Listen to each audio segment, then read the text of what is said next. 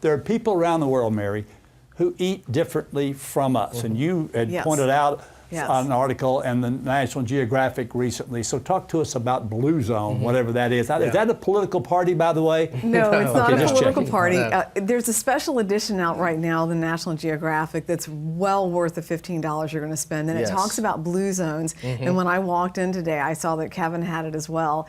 And it's really about quality of life. And that's what I talk with people about all the time. So they found 5 areas on the planet where people live the longest and their quality of life is the highest.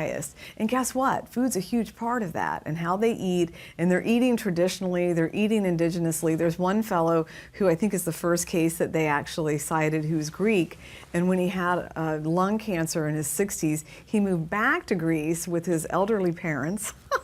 Lived on the side of a mountain. Good. I know, I love this. Lived on the side of the mountain and helped tend the vineyards and ate traditional diet, and now I think was in his 80s or 90s. I mean, it was a beautiful story about living simply and quality of life.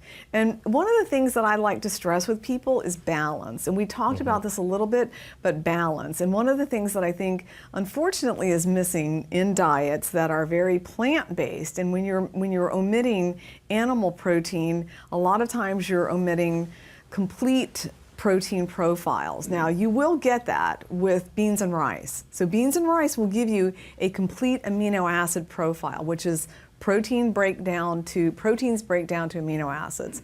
And beans and rice give you that perfect combination.